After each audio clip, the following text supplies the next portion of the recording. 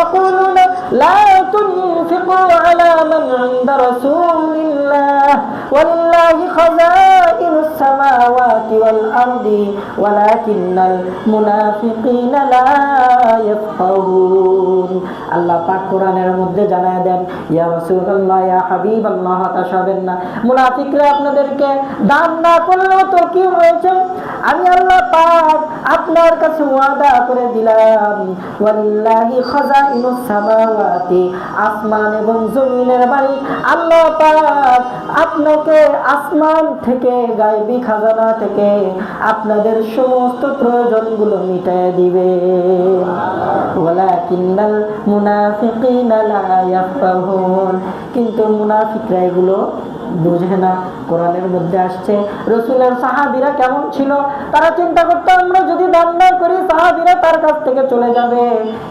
একটি ঘটনা আপনাদেরকে শোনাই। রাসূল পাক সাল্লাল্লাহু আলাইহি ওয়াসাল্লামের এক সাহাবী ছিল, যে সাহাবীর নাম মুসআব ইবনে উমাইর, যার চেহারা হুবহু রাসূল পাক সাল্লাল্লাহু আলাইহি ওয়াসাল্লামের সাথে মিল ছিল। বদরের প্রান্তরে যখন এই মুসআব ইবনে উমাইর রাদিয়াল্লাহু তাআলা আনহু যখন মৃত্যুবরণ করেন, বদরের প্রান্তরে এরকম হই উঠে গিয়েছিল, চতুর্দিক থেকে আওয়াজ আসতে শুরু করলো। মুসআব ইবনে উমাইর যখন শহীদ হয়ে গেল, চতুর্দিক থেকে আওয়াজ আসতে লাগলো মুহাম্মদুর রাসূলুল্লাহ শহীদ হয়ে গেছে। মদিনার সমস্ত সাহাবীরা পাগলের মতো ছোটাছুটি করতে লাগলো।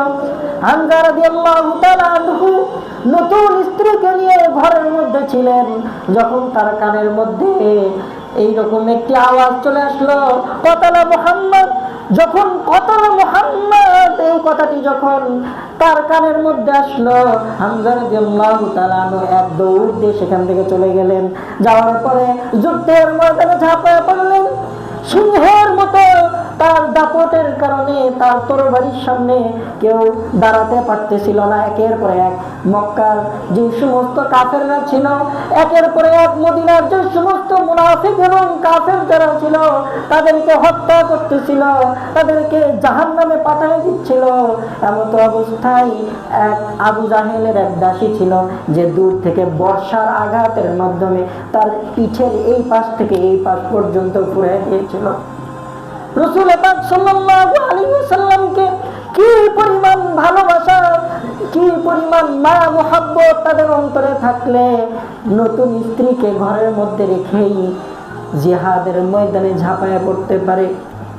যে সাহাবীর কারণে, যে সাহাবী শহীদ হওয়ার কারণে এমন ঘটনা ঘটেছিল, সেই মুসআব ইবনে উমাইর যখন মক্কায় ছিল, তার সম্পদের মধ্যে কোনো কমতি ছিল না।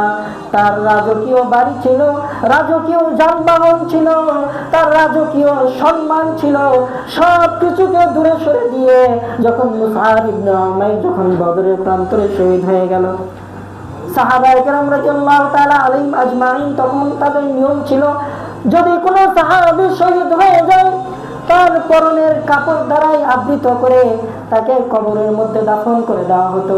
এই মুসআব ইবনে উমাইর মক্কার হাজার হাজার সম্পদকে উপেক্ষা করে শুধুমাত্র কেবলমাত্র আল্লাহর নবী মুহাম্মদুর রাসূলুল্লাহকে ভালোবেসে মদিনায় হিজরত করেছিলেন, এবং তিনি যখন শহীদ হয়ে গেলেন তার একটি মাত্র কাপড় ছাড়া আর কোনো কিছু ছিল না।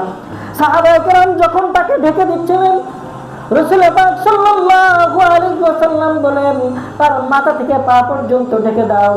সাহাবীরা যখন ঢেকে দিচ্ছিলেন, দেখা যাচ্ছিল মাথা ঢেকে দিলে পা বের হয়ে যায়, পা ঢাকতে গেলে মাথা বের হয়ে যায়। আল্লাহর হাবিব ডাক দিয়ে বললেন, তার মাথাটা ঢেকে দাও। চিন্তা করে দেখেন, তার মাথাটা ঢেকে দেওয়ার পরে পাটা বের হয়েছিল, সেই অবস্থায় তাকে দাফন করে দেওয়া হয়েছিল। আল্লাহর হাবিব ডাক দিয়ে বললেন, আমার সাহাবীরা দুনিয়ার কোনো লোভ লালসায় আমার সাথে আসে নাই, দুনিয়ার কোনো লোভ লালসায়, দুনিয়ার কোনো খাজানার উদ্দেশ্যে, খাজানা পাওয়ার উদ্দেশ্যে আমার সাহাবীরা মদিনায় হিজরত করে নাই। আমার সাহাবীদের জন্য যে সমস্ত সাহাবীরা শহীদ হয়ে গেল, আল্লাহ পাক তাদের জন্য মারা যাওয়ার সাথে সাথে কবরের মধ্যে জান্নাতের নাজ নিয়ামতগুলোর ব্যবস্থা করে দিয়েছে।